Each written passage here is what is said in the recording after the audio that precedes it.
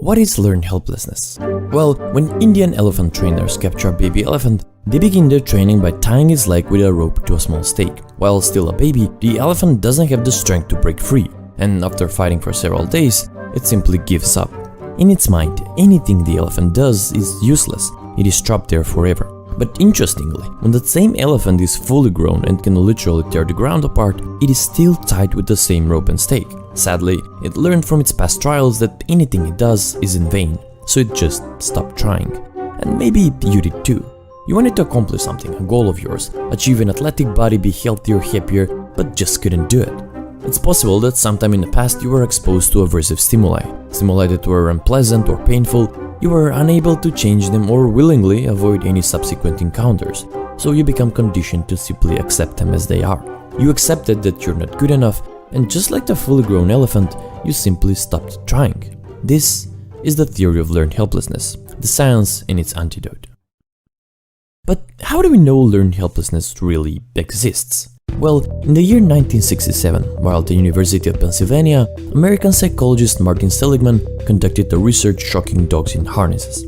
The research consisted of 3 groups of dogs. The first one was just a control group. Dogs were simply put in a harness for a period of time and were later released. Group 2 and 3 consisted of joint pairs, meaning they received the same stimuli.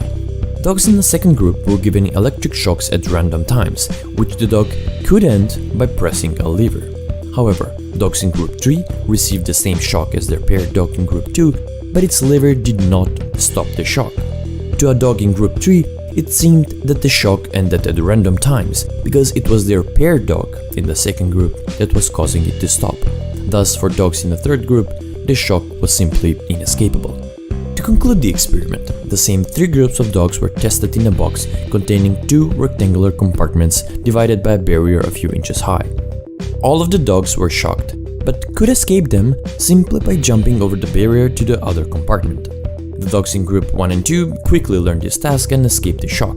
Most of the Group 3 dogs, which had previously learned that nothing they did stopped the shocks, simply lay down passively and whined while they were shocked.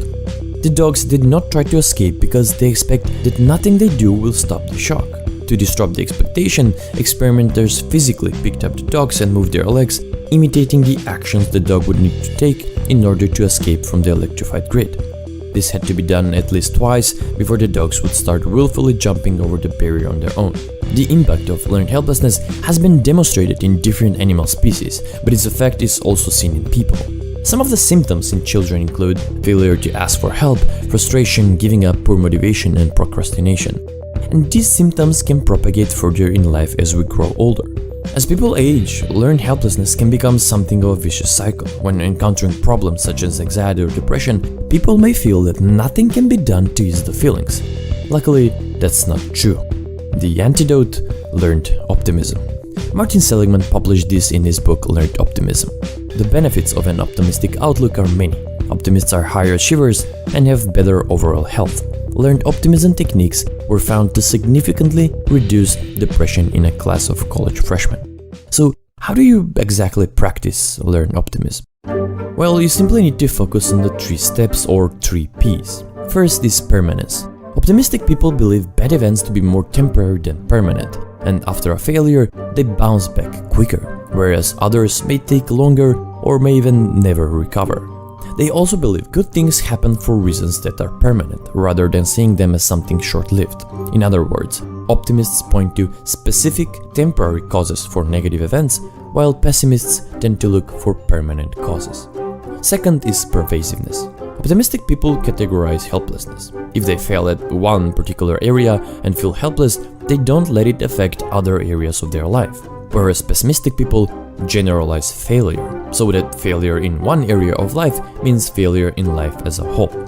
Optimistic people also allow good events to brighten every other area of their life rather than just the particular area in which the event occurred. And finally, personalization. Optimists blame bad events externally on causes outside of themselves, whereas pessimists blame themselves for the events that occur.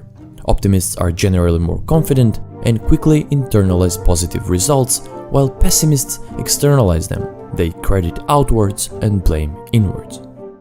These are the 3 Ps: permanence, pervasiveness, and personalization. I really encourage you to practice these 3 steps in your next situation when you feel overwhelmed and helpless. If you fail your next exam, that doesn't mean you're not good enough for your degree. It just means you didn't prepare as much as you'd like. It is a simple, temporary cause rather than something permanent.